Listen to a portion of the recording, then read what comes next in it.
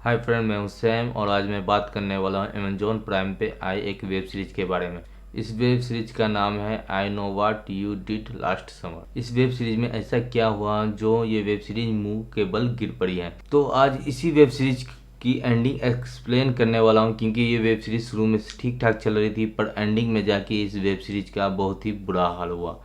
और क्यों हुआ इस सब के बारे में मैं बताऊंगा आपको इस वीडियो में, तो बने रहे हमारे साथ। मैं हूं सैम। इस वेब सीरीज की कहानी लेनन और एलिसन नाम के ट्विंस की है। दोनों के बीच काफ़ी झगड़ा होता है और झगड़ा के बीच में ही दोनों का जैकेट एक्सचेंज हो जाता है। एलिसन लेनन का जैकेट लेके बाहर निकलती है, तभी उसके फ्रेंड बोलते हैं कि चलो हमारे साथ, और एलिसन लेनन बन के उनके साथ चली जाती हैं। तभी कुछ टाइम के बाद एक्सीडेंट होता है और उस एक्सीडेंट में होती है लेनन। लेनन अब मर चुकी है पर लेनन का नाम अब यूज कर रही है एलिसन, और उसे ले जाके गुफा में छोड़ देते हैं सब मुर्दा समझ के। तभी यहीं से कहानी शुरू होती है। एक साल के बाद एक के बाद एक सबका मर्डर शुरू होने लगता है। सबसे पहले मर्डर होता है जॉनी का। जॉनी एक बहुत ही अच्छा लड़का है और वो गे है, एक फुटबॉल प्लेयर है। उसका सबसे पहले मर्डर होता है। उसके बाद सब सत्ते में आ जाते हैं क्योंकि कुछ मैसेज और उसका पीछा शुरू हो जाता है। तभी एक के बाद एक और अननोन पर्सन का मर्डर होता है इसी केस से रिलेटेड। लेलन अब मर चुकी है पर सबको यही पता है कि एलिसन मरी थी, पर ये बात किसी को नहीं पता है, सिर्फ ब्रूस के सिवा। ब्रूस लेलन और एलिसन का पिता है, बस उसे पता है और वो सारी आइडेंटिटी छुपा देता है एलिसन के, और लेनन बन के आराम से वो जी रही होती है। तभी सबके पास मैसेज फॉरवर्ड आने लगते हैं उसके कुछ पुराने अकाउंट से, जो पॉर्न वेबसाइट पे ओनली फैंस पे उनके वीडियो लीक होना शुरू हो जाता है। इस तरह के ब्लैकमेल, धमकी, और सबको यही लगने लगता है कि वो एलिसन जो हमसे बदला लेना चाहती है, शायद वो जिंदा है। पर कुछ सालों के बाद एलिसन की बॉडी बाहर आ जाती है। फिर ये टेंशन खत्म हो जाता है, पर सबका शक एक और नई किरदार के तरफ जाता है जिसका नाम है कालड़ा, एक सन की धार्मिक सफ़ेद बालों वाली दादी जो काफ़ी खतरनाक है और आस्था में वो व्यवस्था खोजती है, क्योंकि उसे ऊपर वाले पे काफ़ी भरोसा है और स्वर्ग जाने की बातें करती है। उसके घर पे कुछ ऐसे कीड़े मिलते हैं जो दिमाग खाने वाले कीड़े होते हैं, और पुलिस को भी काफ़ी हद तक उस पर ही शक होता है। पर कुछ समय के बाद एक और मर्डर होता है रैली का। रैली एक चलती फिरती नशे की दुकान है। उसके पास हर वक्त आपको ड्रग्स मिल जाएंगे और तरह तरह के। वो सिर्फ अपना काम ड्रग्स बेच के ही करती हैं, और सारे पैसे कमाना, खाना, कुछ भी करना हो तो उसका सहारा लेती हैं ड्रग्स बेच के। तो उसका काम ही है कि पार्टियों में जाना और ड्रग्स सप्लाई करना। रैली के मरने के बाद कहानी यहीं ख़त्म नहीं होती। सबका पूरा शक हो जाता है कालरा के ऊपर, और कालरा को खोजने उसकी माँ निकलती है और उसका भी मर्डर हो जाता है। फिर सबका शक जाता है एक और नए किरदार के ऊपर जिसका नाम है डैनियल। डैनियल इन 5 लोगों में से उनके फ्रेंड सर्कल में ही आता है और उसका बेस्ट फ्रेंड है, और लेनन को ठिकाने लगाने में गुफा में डैनियल भी वहाँ होता है। डैनियल ही बताता है कि लेनन को छुपाना कहाँ है। तो सबका शक डैनियल के ऊपर जाता है क्योंकि वो सन की है, एक नंबर का फट्टू है, वो भी धार्मिक है। उसकी भी सोच है गलत सही को गलत कहना और गलत को गलत ही कहना और सही को सही कहना।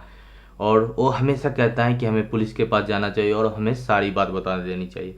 और कुछ टाइम के बाद एलिसन अपनी सच्चाई बताती है कि मैं एलन नहीं हूँ। उसके साथ रोमांस करती है और एलिसन का वो क्रश भी होता है क्योंकि वो उसे बहुत ज़्यादा पसंद करती है। पर आखिरकार वो प्यार में पागल होकर उसे सच्चाई बता ही देती है कि मैंने एक सच्चाई छुपाई है, मैं एलिसन हूँ ना कि लेनन।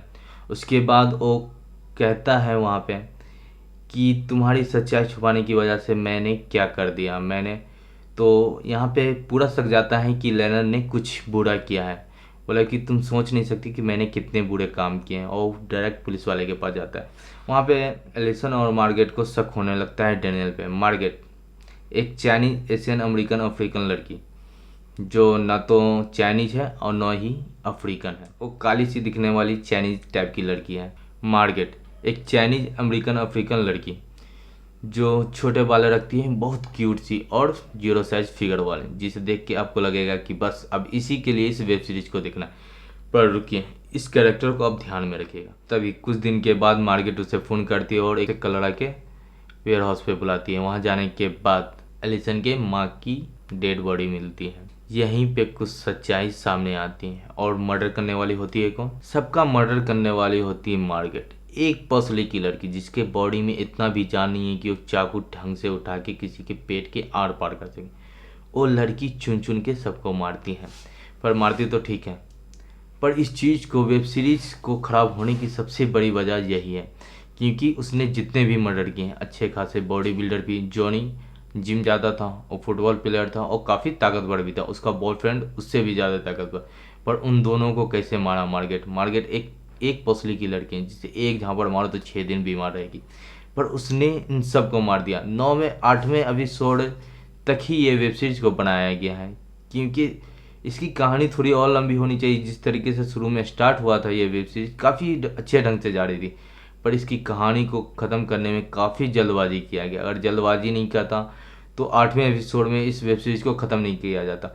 और एक और दर्शक के दिमाग में ये टेंशन छोड़ देता है कि ओ मार्गेट ने सबकी मर्डर कैसे किया। इन चीज़ों को एक्सप्लेन बिल्कुल भी नहीं किया गया है, बस उसने बोल दिया कि भाई मैंने ही मर्डर किया है और आप मान लो, क्योंकि इस वेब सीरीज में इस चीज़ को सबसे ज़रूरी था एक्सप्लेन करना कि आखिर मारा कैसे। अक्सर मदर थ्रिलर वाली अक्सर थ्रिलर मूवी में इन चीज़ों को एक्सप्लेन किया जाता है कि आखिर उसे मारा कैसे, और इन चीज़ों को एक्सप्लेन नहीं किया गया। और सबसे बड़ी वजह यही है इन मूवी को मुंह के बल, इस वेब सीरीज को मुंह के बल गिरने की, क्योंकि इसे अगर एक्सप्लेन ढंग से किया जाता, वेब सीरीज को जल्दीबाजी नहीं करता, राइटर अगर सुट्टा मार के कहानी को जल्दबाजी में अगर ख़त्म नहीं करता, उसे आराम से, बहुत आराम से, जैसे मैं एक्सप्लेन नहीं कर पा रहा हूँ इस वीडियो को, उसी तरीके से उसने इस वेब सीरीज को ढंग से लोगों के सामने एक्सप्लेन ही नहीं किया। मेरी तरह वो भी शायद अनाड़ी है, नया यूट्यूबर होगा